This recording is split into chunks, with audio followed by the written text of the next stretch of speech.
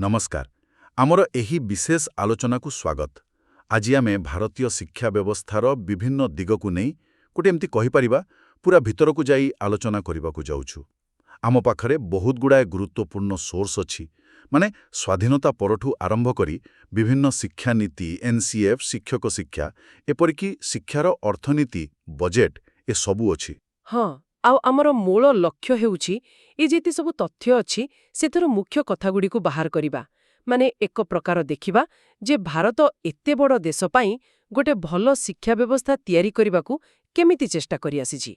ठीक कहिले, एटा वास्तव में बहुत बड़ काम। अच्छा, तेबे आसंतो सीधा आलोचना भितर को जिबा। आमे प्रथमे किछि पुरुणा माने ऐतिहासिक शिक्षानीति आउ कमिशन कथारू आरंभ करिबा। एथिरे कोठारी आयोगर ना तो निश्चय आसिबो। 1966 रु 66 रो कथा। तांकर रिपोर्टर ना ही थिला शिक्षा और जातीय विकास।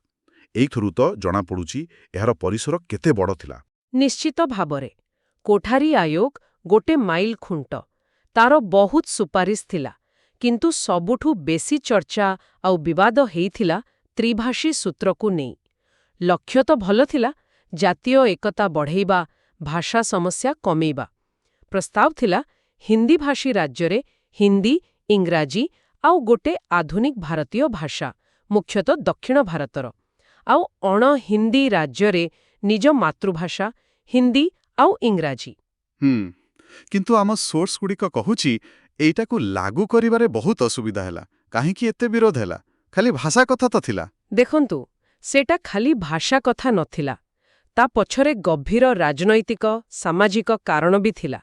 बहुत अण हिंदी राज्य खास करी दक्षिण रे भाबिले जे एइटा हिंदी को जबरदस्ती लदी देबार चेष्टा, आउ अन्यपटे हिंदी भाषी राज्य माने तृतीय भाषा भाबे दक्षिण भारतीय भाषा बदलरे संस्कृत को बेसी गुरुत्व देले।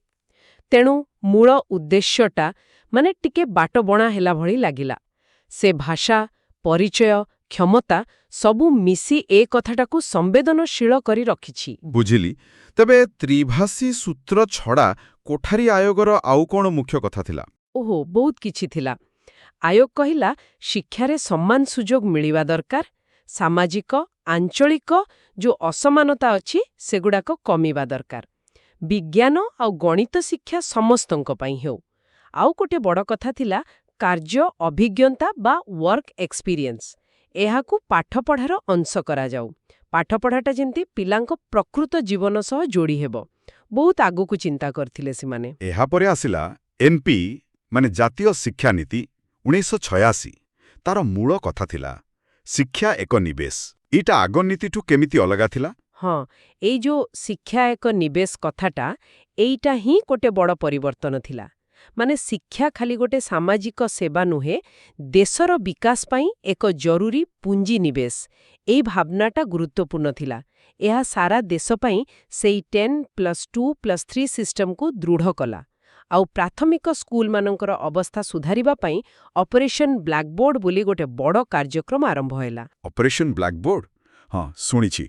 एटा विषय टिके कहिबे कि? एहार मूल लक्ष्य थिला देशर सबु प्राइमरी स्कूल रे किछि मिनिमम सुविधा रहू, जेमिति अंतत 2टा बड़ क्लासरूम, 2 जना टीचर, सेथरु जणे महिला हेबे, आउ किछि जरूरी जिंस ब्लैकबोर्ड, मैप, किछि खेलना एमिति। एहा वास्तवरे गोटे बड़ पदक्षेप थिला। आउरी मध्य एनपी 1986 जिल्ला स्तर रे शिक्षक ट्रेनिंग रो क्वालिटी बढ़ेबा पाई डीआईटीज माने जिल्ला शिक्षा और प्रशिक्षण प्रतिष्ठान तयारी करबाकू कहिला। अच्छा, आउ सेई जो प्रसिद्ध 6% जीडीपी रो लक्ष्य कथा? हाँ, सेटा भी एनपी 1986 ही सुपारिश करिथिला जे देशर जहा मोट घरोई उत्पाद बा जीडीपी तार अति कम रे 6% शिक्षारे खर्च हो। एटा खाली गोटे नंबर नथिला, एटा देखौथिला जे शिक्षा देश पाई केते गुरुत्वपूर्ण। गोटे राजनैतिक इच्छा शक्तिर संकेत थिला, हेले से लक्ष्य पूरण करिबाटा एबे भी गोटे चैलेंज हे रहिछि। तापरे 1992 रे आसिला पीओए, प्रोग्राम ऑफ एक्शन। एटा को एनपीए 1986 रो कार्य योजना कुहा जाय। एथिरे कोन विशेष थिला? POA 1992 ମୁଖ୍ୟତଃ NPE 86ର ଲକ୍ଷ୍ୟଗୁଡ଼ିକୁ କେମିତି କାମରେ ଲଗାଯିବ ତାର ଗୋଟେ ଡିଟେଲ୍ଡ ପ୍ଲାନ୍ ଦେଲା। ଏହା ଇମ୍ପ୍ଲିମେଣ୍ଟେସନ ଉପରେ ବେଶୀ ଜୋର ଦେଲା, ଯେମିତି ମହିଳାମାନଙ୍କ ପାଇଁ ମହିଳା ସମାଖ୍ୟା କାର୍ଯ୍ୟକ୍ରମ, ଗାଁ ଗହଳିର ମେଧାବୀ ପିଲାଙ୍କ ପାଇଁ ନବୋଦୟ ବିଦ୍ୟାଳୟକୁ ଆହୁରି ବଢ଼ାଇବା, ଆଉ ଟେକ୍ନିକାଲ ଏଜୁକେସନ ପାଇଁ AICT ଆଉ ଟିଚର ଏଜୁକେସନ ପାଇଁ NCTକୁ ଆହୁରି ମଜବୁତ କରିବା, ଏସବୁ କଥା ଥିଲା। ଆଚ୍ଛା, ଆମେ ଟିକେ ପଛକୁ ଯିବା। ସ୍ୱାଧୀନତା ପରେ ପରେ ଉଚ୍ଚଶିକ୍ଷା ପାଇଁ ତ ପ୍ରଥମେ ଆସିଥିଲା ରାଧାକ୍ରିଷ୍ଣନ ଆୟୋଗ 1948-49ରେ, ଆଉ ମାଧ୍ୟମିକ ଶିକ୍ଷା ପାଇଁ ମୁଦାଲିୟର ଆୟୋଗ 1952-53। ଏମାନଙ୍କର ମୁଖ୍ୟ କାମ କ'ଣ ଥିଲା? ହଁ, ସେଗୁଡ଼ିକ ବି ଗୁରୁତ୍ୱପୂର୍ଣ୍ଣ। ରାଧାକ୍ରିଷ୍ଣନ ଆୟୋଗର ସବୁଠୁ ବଡ଼ କଥା ହେଲା ସେ UGC ଗଠନ ପାଇଁ ସୁପାରିଶ କଲେ, ବିଶ୍ୱବିଦ୍ୟାଳୟ ଅନୁଦାନ ଆୟୋଗ। ଏବେ ବି UGC ହିଁ ହାୟର ଏଜୁକେସନର ମାନ, ଅନୁଦାନ ଏସବୁ ଦେଖୁଛି। ସେ ଆୟୋଗ ୟୁନିଭର୍ସିଟି ଶାସନ, ଟିଚର କ୍ୱାଲିଟି, ଏପରିକି ଗ୍ରାମୀଣ ବିଶ୍ୱବିଦ୍ୟାଳୟ କଥା ବି କହିଥିଲା। ଆଉ ମୁଦାଲିୟର ଆୟୋଗ ସେ ମାଧ୍ୟମିକ ଶିକ୍ଷା ଉପରେ ଫୋକସ୍ କରିଥିଲା। ସେମାନେ ମଲ୍ଟିପର୍ପସ୍ ସ୍କୁଲ୍ସର କଥା କହିଥିଲେ, ଯେଉଁଠି ପିଲାମାନେ ବିଭିନ୍ନ ଧନ୍ଦାମୂଳକ ପାଠ ବାଛିପାରିବେ। ଆଉ 3 ବର୍ଷିଆ ଡିଗ୍ରୀ କୋର୍ସ ଆଉ MEd କରିବା ପାଇଁ 3 ବର୍ଷର ପଢ଼େଇବା ଅଭିଜ୍ଞତା ଦରକାର ବୋଲି ବି କହିଥିଲେ। ବାଃ, ବହୁତ ସୂଚନା ମିଳିଲା। ଏବେ ଆମେ ନୀତିରୁ ପାଠ୍ୟକ୍ରମ ଢାଞ୍ଚା ଆଡ଼କୁ ଆସିବା। ଆମ ସୋର୍ସଗୁଡ଼ିକ NCF 2005କୁ ଗୋଟେ ବଡ଼ ପରିବର୍ତ୍ତନ ବୋଲି କହୁଛି। ଏହାର ଆଧାର ଥିଲା ପ୍ରଫେସର ଯଶପାଲ କମିଟିର ରିପୋର୍ଟ ବିନା ବୋଝରେ ଶିକ୍ଷା। ଏଇଟା ଏତେ ଗୁରୁତ୍ୱପୂର୍ଣ୍ଣ କାହିଁକି ଥିଲା? ହଁ, NCF 2005 ବାସ୍ତବରେ ଭାରତୀୟ ଶିକ୍ଷା ଚିନ୍ତାରେ ଗୋଟେ ଏମିତି କହିବା ପାରାଡାଇମ୍ ଶିଫ୍ଟ ଆଣିବାକୁ ଚେଷ୍ଟା କରିଥିଲା। ମୂଳ କଥା ଥିଲା ପାଠ ପଢ଼ାଟା ଖାଲି ଘୋଷାଘୋଷି ଆଉ ପରୀକ୍ଷା ଚାପରୁ ବାହାରି ଗୋଟେ ମଜାଦାର ଅର୍ଥପୂର୍ଣ୍ଣ ଅନୁଭବ ହେଉ। ଏଥିପାଇଁ ଏହା ନିର୍ମାଣବାଦ କନଷ୍ଟ୍ରକ୍ଟିଭିଜମ ଉପରେ ବହୁତ ଜୋର ଦେଲା। ନିର୍ମାଣବାଦ, ଏହାର ମାନେ କ'ଣ? କ୍ଲାସରୁମରେ ଏଟା କେମିତି ଦେଖାଯିବ? ଦେଖନ୍ତୁ, ନିର୍ମାଣବାଦର ମୂଳ କଥା ହେଲା ପିଲାମାନେ ଖାଲି ବସିକି ଶୁଣିବେନି, ସେମାନେ ନିଜ ଅନୁଭୂତିରୁ ଆଖପାଖ ଦୁନିଆ ସହ କାମ କରି ନିଜେ ନିଜର ଜ୍ଞାନ ତିଆରି କରନ୍ତି। ଏହାର ମାନେ ହେଲା କ୍ଲାସରୁମରେ ଟିଚର ଖାଲି ଇନଫର୍ମେସନ ଦେବେନି, ସେ ଗୋଟେ ଫ୍ୟାସିଲିଟେଟର ହେବେ। ପିଲାମାନଙ୍କୁ ନିଜେ ଶିଖିବା ପାଇଁ, ପ୍ରଶ୍ନ ପଚାରିବା ପାଇଁ, ଖୋଜିବା ପାଇଁ ସୁଯୋଗ ଦେବେ। ପଢ଼େଇବାଟା ଶିଶୁ କେନ୍ଦ୍ରିକ ହେବା ଦରକାର, ମାନେ ପିଲାର ଆଗ୍ରହ ଆବଶ୍ୟକତାକୁ ଦେଖିକି ପଢ଼ା ହେବ। ଏହାର 5ଟା ମାର୍ଗଦର୍ଶୀ ସିଦ୍ଧାନ୍ତ ବିଷୟରେ ବି ସୋର୍ସରେ ଲେଖା ଅଛି। ସେଗୁଡ଼ିକ କ'ଣ? ହଁ, ସେଇ 5ଟା ସିଦ୍ଧାନ୍ତକୁ NCF 2005ର ହାର୍ଟ କହିପାରିବା। ପ୍ରଥମ, ଜ୍ଞାନକୁ ସ୍କୁଲ ବାହାର ଜୀବନ ସହ ଯୋଡ଼ିବା। ଦ୍ୱିତୀୟ, ଘୋଷା ପଦ୍ଧତିରୁ ଦୂରେଇ ଯିବା। ତୃତୀୟ, ପାଠ୍ୟକ୍ରମଟା ଖାଲି ବହି ଭିତରେ ନ ରହି ପିଲାର ପୁରା ବିକାଶରେ କାମରେ ଆସୁ। ଚତୁର୍ଥ, ପରୀକ୍ଷାକୁ ଅଧିକ ଫ୍ଲେକ୍ସିବୁଲ କରିବା, କ୍ଲାସରୁମ୍ ସହ ମିଶେଇବା, ବେଶୀ ଚାପ ନ ଦେବା। ଆଉ ପଞ୍ଚମ, ପିଲାମାନଙ୍କ ମଧ୍ୟରେ ଗୋଟେ କେୟାରିଂ ଆଇଡେଣ୍ଟିଟି, ମାନେ ଯତ୍ନଶୀଳ ପରିଚୟ ଗଢ଼ିବା, ଯାହା ଆମ ଗଣତାନ୍ତ୍ରିକ ବ୍ୟବସ୍ଥା ପାଇଁ ଜରୁରୀ। ବାଃ, ଏ ସିଦ୍ଧାନ୍ତଗୁଡ଼ାକୁ ଶୁଣିବାକୁ ତ ବହୁତ ଭଲ ଲାଗୁଛି। ଆଉ ଗୋଟେ ମଜା କଥା, ଆମ ସୋର୍ସ କହୁଛି ଏ NCF ଡକ୍ୟୁମେଣ୍ଟଟା ରବୀନ୍ଦ୍ରନାଥ ଠାକୁରଙ୍କ ସଭ୍ୟତା ଓ ପ୍ରଗତି ପ୍ରବନ୍ଧରୁ ଗୋଟେ କୋଟ୍ ସହିତ ଆରମ୍ଭ ହେଇଛି। ହଁ, ଏଇଟା ଦେଖାଉଛେ ଯେ NCF 2005ର ଗୋଟେ ଗଭୀର ଦାର୍ଶନିକ ଭିତ୍ତି ଥିଲା। ଟାଗୋରଙ୍କ ଶିକ୍ଷା ଚିନ୍ତା, ଯେଉଁଥିରେ କ୍ରିଏଟିଭିଟି, ପ୍ରକୃତି ସହ ସମ୍ପର୍କ, ଭୟମୁକ୍ତ ପରିବେଶ କଥା ଅଛି, ସେଇଟା NCFର ଆତ୍ମା ସହ ମିଶୁଥିଲା। ଏହାଛଡ଼ା NCF ବହୁଭାଷିତାକୁ ଗୋଟେ ସମସ୍ୟା ନୁହେଁ, ଗୋଟେ ସମ୍ବଳ ଭାବେ ଦେଖିଲା, ଆଉ ତ୍ରିଭାଷୀ ସୂତ୍ରକୁ ଏ ପର୍ସପେକ୍ଟିଭରୁ ପୁଣି ଦେଖିବାକୁ କହିଲା। ମୂଲ୍ୟାଙ୍କନରେ ବି ବଡ଼ ପରିବର୍ତ୍ତନ କଥା ଥିଲା, ଯେମିତି CCE, ମାନେ ନିରନ୍ତର ଓ ସାମଗ୍ରିକ ମୂଲ୍ୟାଙ୍କନ ଉପରେ ଜୋର ଦେଇ ପରୀକ୍ଷା ଚାପ କମେଇବା। ଆଚ୍ଛା, ପାଠ୍ୟକ୍ରମ ପରେ ଆସିଲା ଶିକ୍ଷକଙ୍କ କଥା। NCF 2005ର ଏ ଯୋଉ ଭଲ ଭଲ କଥା, ତାକୁ କାମରେ ଲଗାଇବାକୁ ହେଲେ ଟିଚରମାନଙ୍କୁ ବି ସେମିତି ତିଆରି କରିବାକୁ ପଡ଼ିବ। ଏଠି ବୋଧେ NCF TE 2009 କଥା ଆସୁଛି, ମାନେ ଶିକ୍ଷକ ଶିକ୍ଷା ପାଇଁ ଜାତୀୟ ପାଠ୍ୟକ୍ରମ ଢାଞ୍ଚା। ଏକଦମ ଠିକ୍। NCF T 2009 NCF 2005ର ସେ ଫିଲସଫିକୁ ଆଗକୁ ନେଇ ଟିଚର ଟ୍ରେନିଂରେ କ'ଣ ପରିବର୍ତ୍ତନ ଦରକାର, ସେଇଟା ପାଇଁ ତିଆରି ହେଇଥିଲା। ତାର ମୁଖ୍ୟ ଲକ୍ଷ୍ୟ ଥିଲା ପେଶାଦାର ଏବଂ ମାନବିକ ଶିକ୍ଷକ ପ୍ରସ୍ତୁତ କରିବା। ସେମାନେ ମାନିଲେ ଯେ ଆମର ଯୋଉ ଟିଚର ଟ୍ରେନିଂ ପ୍ରୋଗ୍ରାମ ଅଛି, ସେଗୁଡ଼ା ବେଳେବେଳେ ସ୍କୁଲର ପ୍ରକୃତ ପରିସ୍ଥିତିଠୁ ବହୁତ ଦୂରରେ ରହିଯାଉଛି, ଆଇସୋଲେଟେଡ୍ ଆଉ ଫ୍ରାଗମେଣ୍ଟେଡ୍ ହେଇଯାଉଛି। ତେବେ ଏଥିରେ କେମିତିକା ସଂସ୍କାରର କଥା କୁହାଯାଇଥିଲା? ସୋର୍ସରେ ପ୍ରତିଫଳନଶୀଳ ଅଭ୍ୟାସ ରିଫ୍ଲେକ୍ଟିଭ୍ ପ୍ରାକ୍ଟିସ୍ ବୋଲି ଗୋଟେ କଥା ବାରମ୍ବାର ଆସୁଛି। ଏହାର ମାନେ କ'ଣ? ଏନସିଏଫଟି କହିଲା ଟିଚର ଟ୍ରେନିଂ ଖାଲି ଥିଓରି ପଢ଼େଇବା ନୁହେଁ, ସେଥିରେ ଭଲ ଭାବେ ପରିଚାଳିତ ଇଣ୍ଟର୍ଣ୍ଣସିପ୍ ରହିବା ଦରକାର, ଯୋଉଠି ଟ୍ରେନି ଟିଚରମାନେ ପ୍ରକୃତ କ୍ଲାସରୁମରେ ଅଭିଜ୍ଞତା ପାଇବେ। ଆଉ ପ୍ରତିଫଳନଶୀଳ ଅଭ୍ୟାସ ଗୋଟେ ବହୁତ ଜରୁରୀ କଥା। ଏହାର ମାନେ ହେଲା ଟିଚରମାନେ ଖାଲି ପଢ଼େଇ ଚାଲିବେନି, ସେମାନେ ନିଜ ପଢ଼େଇବା କାମକୁ ନିୟମିତ ଭାବେ ଦେଖିବେ, ଚିନ୍ତା କରିବେ କୋଉ ମେଥଡଟା କାମ କଲା, କାହିଁକି କଲା, କୋଉଠି ଆହୁରି ଭଲ କରିହେବ। ଏଇଟା ଏକ ନିରନ୍ତର ସେଲ୍ଫ ଲର୍ଣ୍ଣିଂ ପ୍ରୋସେସ୍। ଏହାଛଡ଼ା ଏନସିଏଫଟି ଟିଚରମାନଙ୍କ ପାଇଁ ସିପିଡି ମାନେ କଣ୍ଟିନ୍ୟୁଅସ୍ ପ୍ରଫେସନାଲ ଡେଭଲପମେଣ୍ଟ ଦରକାର ବୋଲି ବି କହିଲା। କିନ୍ତୁ ଏସବୁ ଭଲ କଥାକୁ ପ୍ରକୃତରେ କରିବାରେ କିଛି ଚ୍ୟାଲେଞ୍ଜ ତ ନିଶ୍ଚୟ ଥିବ। ନିଶ୍ଚିତ ସବୁଠୁ ବଡ଼ ଚ୍ୟାଲେଞ୍ଜ ଥିଲା ଭଲ ଟିଚର ଏଜୁକେଟର୍ସମାନେ, ଯୋଉମାନେ ଟିଚରମାନଙ୍କୁ ଟ୍ରେନିଂ ଦେବେ, ସେମାନଙ୍କୁ ତିଆରି କରିବା। ସେମାନଙ୍କ ନିଜର କ୍ୱାଲିଟି, ପ୍ରସ୍ତୁତି ଏଇଟା ଗୋଟେ ବଡ଼ ପ୍ରଶ୍ନ। ଖାସ୍ କରି ଏମ୍ଏଡ୍ କୋର୍ସର ମାନ ଆଉ ରେଲେଭେନ୍ସକୁ ନେଇ ବେଳେବେଳେ ପ୍ରଶ୍ନ ଉଠୁଥିଲା। ଭଲ ଟିଚର ତିଆରି କରିବାକୁ ହେଲେ ଭଲ ଟିଚର ଏଜୁକେଟର ଦରକାର। ସେଇ ଚେନ୍ରେ କୋଉଠି ନା କୋଉଠି ଦୁର୍ବଳତା ରହୁଥିଲା। ଏହି ସମୟ ଆଖପାଖରେ ଆଉ ଗୋଟେ ବଡ଼ କମିଶନ କାମ କରୁଥିଲା, ଜାତୀୟ ଜ୍ଞାନ ଆୟୋଗ ବା NKC 2005-8। ସ୍ୟାମ୍ ପିଟ୍ରୋଡା ଥିଲେ ତାର ଚେୟାରମ୍ୟାନ୍। ତାଙ୍କର ଭିଜନ କ'ଣ ଥିଲା? ଏନକେସିର ଭିଜନ ଥିଲା ଭାରତକୁ ଗୋଟେ ନଲେଜ ଇକୋନୋମି ଆଉ ନଲେଜ ସୋସାଇଟିରେ ପରିଣତ କରିବା। ତାଙ୍କ କାମର ପରିସର ବହୁତ ବଡ଼ ଥିଲା। ସେମାନେ ଗୋଟେ ପେଣ୍ଟାଗନ୍ ଆପ୍ରୋଚ୍ ବା ପଞ୍ଚଭୁଜ ଦୃଷ୍ଟିକୋଣ ନେଇଥିଲେ। ତାର 5ଟା ଦିଗ ଥିଲା: ଜ୍ଞାନର ପହଞ୍ଚ ମାନେ ଆକ୍ସେସ୍, ଜ୍ଞାନର ଧାରଣା ମାନେ ଶିକ୍ଷା ବ୍ୟବସ୍ଥା, ଜ୍ଞାନର ସୃଷ୍ଟି ମାନେ ରିସର୍ଚ୍ଚ ଇନୋଭେସନ୍, ଜ୍ଞାନର ପ୍ରୟୋଗ ମାନେ ଆପ୍ଲିକେସନ୍ ଇଣ୍ଡଷ୍ଟ୍ରି ଆଗ୍ରିକଲଚରରେ, ଆଉ ଜ୍ଞାନ ଆଧାରିତ ସେବା ସର୍ଭିସେସ୍ ଯେମିତି ଶାସନ ସ୍ୱାସ୍ଥ୍ୟ। ବା, ଏଇଟା ତ ବହୁତ ବ୍ୟାପକ ଲାଗୁଛି। ଏହାର କିଛି ମୁଖ୍ୟ ସୁପାରିଶ ବିଷୟରେ ଆମ ସୋର୍ସ କ'ଣ କହୁଛି? ହଁ, କିଛି ବହୁତ ପ୍ରଭାବଶାଳୀ ସୁପାରିଶ ଥିଲା। ଯେମିତି ଦେଶର ସବୁ ୟୁନିଭର୍ସିଟି, ରିସର୍ଚ୍ଚ ଇନଷ୍ଟିଟ୍ୟୁଟ୍, ଲାଇବ୍ରେରୀକୁ ଗୋଟେ ହାଇ ସ୍ପିଡ୍ ନେଟୱାର୍କରେ ଯୋଡ଼ିବା ପାଇଁ NKN ନ୍ୟାସନାଲ ନଲେଜ ନେଟୱାର୍କ ତିଆରି କରିବା। ଏହା ଶିକ୍ଷା ଅଧିକାର ଆଇନ ପାଇଁ ବହୁତ ଜୋରରେ କହିଥିଲା, ଯାହାପରେ ଆଇନ ହେଲା। ଆଉ ଗୋଟେ ବଡ଼ ପ୍ରସ୍ତାବ ଥିଲା ହାୟର ଏଜୁକେସନର ମାନ ବଜାୟ ରଖିବା ପାଇଁ ଗୋଟେ ସ୍ୱାଧୀନ ସଂସ୍ଥା IRAHE independent regulatory authority for higher education. ହେଲେ ସେଟା ବାସ୍ତବରେ ହେଇପାରିଲାନି। ଆଉ ଜ୍ଞାନକୁ ସମସ୍ତଙ୍କ ପାଇଁ ଖୋଲା ରଖିବା ପାଇଁ OER ଓପନ୍ ଏଜୁକେସନାଲ ରିସୋର୍ସେସ୍ ଆଉ ଓପନ୍ କୋର୍ସୱେୟାରକୁ ପ୍ରମୋଟ କରିବା କଥା ବି କହିଥିଲା। NKCର ଏ ଯେଉଁ ବଡ଼ ବଡ଼ ଯୋଜନା ଯେମିତି NKN, ଏସବୁ ପାଇଁ ତ ପଇସା ଦରକାର। ଏଇଠି ଆମେ ଶିକ୍ଷାର ଅର୍ଥନୈତିକ ଦିଗକୁ ଆସିବା।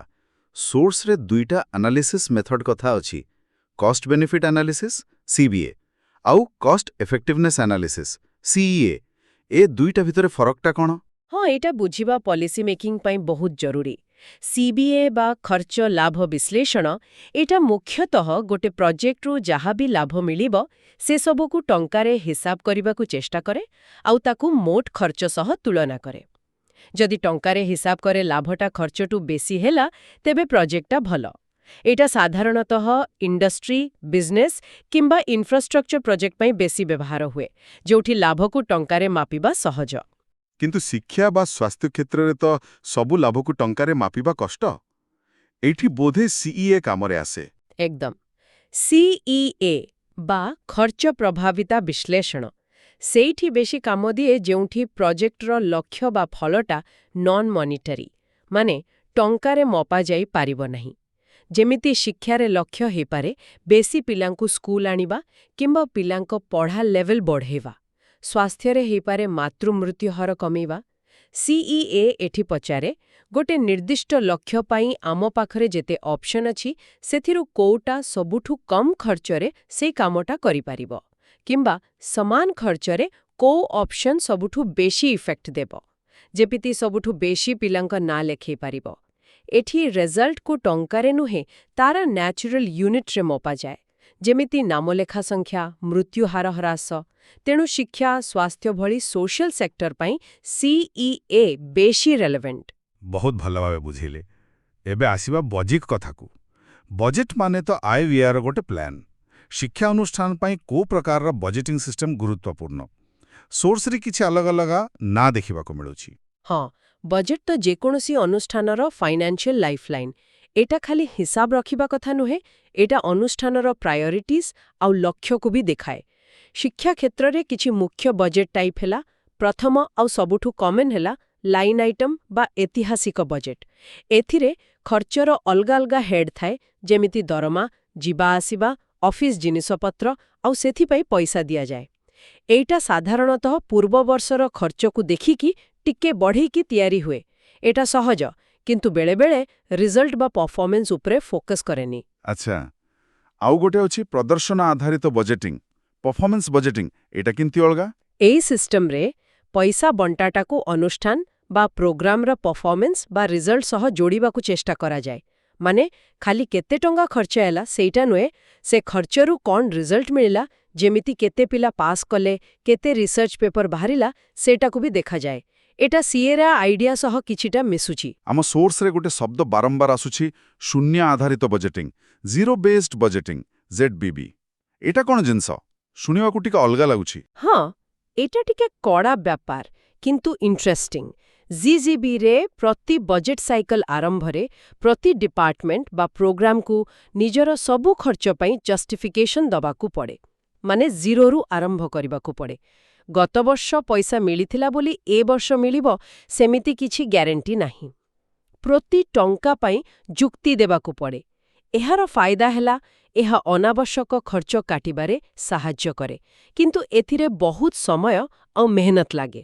ଆଉ ଗୋଟେ ନାଁ ଅଛି PPBS। ହଁ, PPBS ବା ଯୋଜନା କାର୍ଯ୍ୟକ୍ରମ ବଜେଟିଂ ପ୍ରଣାଳୀ, ପ୍ଲାନିଂ ପ୍ରୋଗ୍ରାମିଂ ବଜେଟିଂ ସିଷ୍ଟମ। ଏଇଟା ଗୋଟେ ସିଷ୍ଟମାଟିକ୍ ଅପ୍ରୋଚ୍। ଏଥିରେ ପ୍ରଥମେ ଅନୁଷ୍ଠାନର ଲଙ୍ଗ୍ ଟର୍ମ ପ୍ଲାନ୍ ଆଉ ଲକ୍ଷ୍ୟ ସ୍ଥିର କରାଯାଏ। ତାପରେ ସେ ଲକ୍ଷ୍ୟ ପାଇଁ କ'ଣ କ'ଣ ପ୍ରୋଗ୍ରାମ ଦରକାର ସେଗୁଡ଼ା ଚିହ୍ନଟ କରାଯାଏ। ଆଉ ଶେଷରେ ସେ ପ୍ରୋଗ୍ରାମଗୁଡ଼ିକ ପାଇଁ ବଜେଟ୍ ତିଆରି ହୁଏ। ଏଠି ମୁଖ୍ୟ ଫୋକସ୍ ପ୍ଲାନିଂ ଆଉ ଅବଜେକ୍ଟିଭ୍ସ ଉପରେ ରହେ। ଶିକ୍ଷାର ଅର୍ଥନୀତି ସହ ଜଡ଼ିତ ଆଉ ଦୁଇଟା କନସେପ୍ଟ ମାନବ ପୁଞ୍ଜି ହ୍ୟୁମାନ୍ କ୍ୟାପିଟାଲ ଆଉ ସଂକେତ ସିଦ୍ଧାନ୍ତ ସିଗ୍ନାଲିଂ ଥିଓରି ବିଷୟରେ ସୋର୍ସରେ ଟିକେ ଲେଖା ଅଛି। ଏଗୁଡ଼ିକ କ'ଣ? ହଁ, ଏଇ ଦୁଇଟା ହେଉଛି ଶିକ୍ଷା କାହିଁକି ଇକୋନୋମିକାଲି ଇମ୍ପୋର୍ଟାଣ୍ଟ ତାକୁ ବୁଝେଇବା ପାଇଁ ଦୁଇଟା ଅଲଗା ପର୍ସପେକ୍ଟିଭ। ମାନବ ପୁଞ୍ଜି ସିଦ୍ଧାନ୍ତ କୁହେ ଯେ ଶିକ୍ଷା ଆଉ ଟ୍ରେନିଂରେ ଯୋଉ ଖର୍ଚ୍ଚ ହୁଏ ସେଟା ଗୋଟେ ଇନଭେଷ୍ଟମେଣ୍ଟ, କାହିଁକି ନା ଏହା ଲୋକଙ୍କର ଜ୍ଞାନ କୌଶଳ ବଢ଼ାଏ ଆଉ ତା ଫଳରେ ତାଙ୍କର ପ୍ରଡକ୍ଟିଭିଟି ଆଉ ଇନକମ୍ ବଢ଼େ, ଠିକ୍ ଯେମିତି ଫ୍ୟାକ୍ଟ୍ରିରେ ମେସିନ୍ କିଣାଯାଏ। ଅନ୍ୟପଟେ ସଂକେତ ସିଦ୍ଧାନ୍ତ ଟିକେ ଅଲଗା କଥା କୁହେ। ଏହା ଅନୁସାରେ ଡିଗ୍ରୀଟା ହୁଏତ ନିଜେ ପ୍ରଡକ୍ଟିଭିଟି ବଢ଼ାଏନି, କିନ୍ତୁ ଏହା ଏମ୍ପ୍ଲୟର ପାଇଁ ଗୋଟେ ସିଗ୍ନାଲ ବା ସଂକେତ ପରି କାମ କରେ। ଏହା ଦେଖାଏ ଯେ ଯିଏ କଷ୍ଟ କରି ଡିଗ୍ରୀ ପାଇଛି ସେ ବୋଧେ ବେଶୀ ବୁଦ୍ଧିମାନ, ପରିଶ୍ରମୀ, ଡିସିପ୍ଲିନ୍ଡ ହେଇଥିବ, ଯାହା ଏମ୍ପ୍ଲୟର ଚାହାନ୍ତି। ଏଠି ଡିଗ୍ରୀଟା ଗୋଟେ ସ୍କ୍ରିନିଂ ଡିଭାଇସ୍ ଭଳି କାମ କରେ। ପ୍ରକୃତରେ ଦେଖିବାକୁ ଗଲେ ଶିକ୍ଷାର ଯୋଉ ଆର୍ଥିକ ମୂଲ୍ୟ ସେଟା ବୋଧେ ଏ ଦୁଇଟାର ଗୋଟେ ମିଶ୍ରଣ। ସୋର୍ସରେ ଏ ଆଇଡିଆଗୁଡ଼ିକର ସୂଚନା ମିଳିଛି। ବାସ୍ତବରେ ଏଇଟା ଗୋଟେ ଜଟିଳ କିନ୍ତୁ ମଜାଦାର ବିତର୍କ। ତାହେଲେ ଏଇ ଯେତେ ଆଲୋଚନା ହେଲା ସେଥିରୁ ଗୋଟେ କଥା ସ୍ପଷ୍ଟ ଯେ ଭାରତରେ ଶିକ୍ଷା ବ୍ୟବସ୍ଥାକୁ ଗଢ଼ିବା ଗୋଟେ multi layered process. Policy making, curriculum design, teacher training ଆଉ ପଇସାପତ୍ରର ବଣ୍ଟନ ଏସବୁ ଗୋଟେ ଅନ୍ୟ ସହ ପୁରା ଯୋଡ଼ି ହେଇ ରହିଛି। ନିଶ୍ଚୟ, ଏଗୁଡ଼ାକୁ ଅଲଗା ଅଲଗା ଦେଖିହେବନି। ଯେମିତି NCF 2005 ଯୋଉ ଚାଇଲ୍ଡ ସେଣ୍ଟ୍ରିକ୍ କନଷ୍ଟ୍ରକ୍ଟିଭିଷ୍ଟ ଶିକ୍ଷା କଥା କହିଲା, ସେଇଟା ସେତେବେଳେ ଯାଇ ସଫଳ ହେବ ଯେତେବେଳେ ଟିଚରମାନେ NCFTE 2009 ଅନୁସାରେ ସେମିତି ଟ୍ରେଣ୍ଡ ହେବେ ଆଉ ସ୍କୁଲମାନଙ୍କୁ ସେହି ଅନୁସାରେ ବହିପତ୍ର, ଟିଚିଂ ମଟିରିଆଲ, ପରିବେଶ ମିଳିବ, ଯାହା ପୁଣି ଭଲ ବଜେଟ୍ ଆଲୋକେସନ୍ ଉପରେ ନିର୍ଭର କରେ। ଏଇ ଚେନ୍ର ଯେକୌଣସି ଗୋଟେ କଡ଼ି ଯଦି ଦୁର୍ବଳ ହେଲା, ତେବେ ପୁରା ସିଷ୍ଟମଟା ପ୍ରଭାବିତ ହେବ। ହଁ, ଏଇଟା ବହୁତ ଗୁରୁତ୍ୱପୂର୍ଣ୍ଣ କଥା। ଆମର ଏଇ ଆଲୋଚନାକୁ ଶେଷ କରିବା ଆଗରୁ ଶ୍ରୋତାମାନଙ୍କ ପାଇଁ ଗୋଟେ ଚିନ୍ତା କରିବା ଭଳି କଥା ଛାଡ଼ିଯିବାକୁ ଚାହିଁବୁ। ହଁ, ଆମେ ଆଜି ବହୁତ ଆମ୍ବିସିୟସ୍ ପଲିସି, କମିଶନ, ଫ୍ରେମୱାର୍କ କଥା କହିଲେ। କୋଠାରୀ ଆୟୋଗର ତ୍ରିଭାଷୀ ସୂତ୍ର ହଉ କି NP 1986ର 6% GDP ଲକ୍ଷ୍ୟ କିମ୍ବା NCF 2005ର ସେ ପ୍ରୋଗ୍ରେସିଭ୍ ଗାଇଡିଂ ପ୍ରିନ୍ସିପଲ୍ସ, ଏସବୁ କାଗଜ କଲମରେ ବହୁତ ଭଲ ଲାଗେ। କିନ୍ତୁ ଗୋଟେ ମୂଳ ପ୍ରଶ୍ନ ରହିଯାଉଛି, ଏ ଯେଉଁ ବଡ଼ ବଡ଼ ଆଦର୍ଶ ଆଉ ନୀତି, ଏଗୁଡ଼ିକୁ ପ୍ରକୃତରେ ଦେଶର କୋଣ ଅନୁକୋଣରେ ଥିବା ଲକ୍ଷ ଲକ୍ଷ କ୍ଲାସରୁମ୍ ପର୍ଯ୍ୟନ୍ତ ଏଫେକ୍ଟିଭ୍ ଭାବରେ ପହଞ୍ଚେଇବା ଆଉ କାର୍ଯ୍ୟକାରୀ କରିବାରେ ମୁଖ୍ୟ ବାଧା ବା ଚ୍ୟାଲେଞ୍ଜେସ୍ କ'ଣ? କୋଉଠି ପଲିସି ଓ ପ୍ରାକ୍ଟିସ୍ ଭିତରେ ଗ୍ୟାପ୍ ରହିଯାଉଛି? ଆଉ ଗୋଟେ ରିଲେଟେଡ୍ ପ୍ରଶ୍ନ ହେଲା, ଆମର ଯୋଉ ସୀମିତ ପଇସାପତ୍ର ଅଛି ସେଥି ଭିତରେ ଶିକ୍ଷାର ଗୁଣବତ୍ତା ବା କ୍ୱାଲିଟି ଆଉ ପରିମାଣ ବା ପହଞ୍ଚ ବା କ୍ୱାଣ୍ଟିଟି ଆକ୍ସେସ୍ ଭିତରେ ଯୋଉ ସବୁବେଳେ ଗୋଟେ ଦ୍ୱନ୍ଦ୍ୱ ଲାଗି ରହିଛି ତାକୁ କେମିତି ବ୍ୟାଲେନ୍ସ କରାଯାଇପାରିବ? ଏହା ଉପରେ ନିରନ୍ତର ଚିନ୍ତା କରିବା ଆଉ କାମ କରିବା ଦରକାର।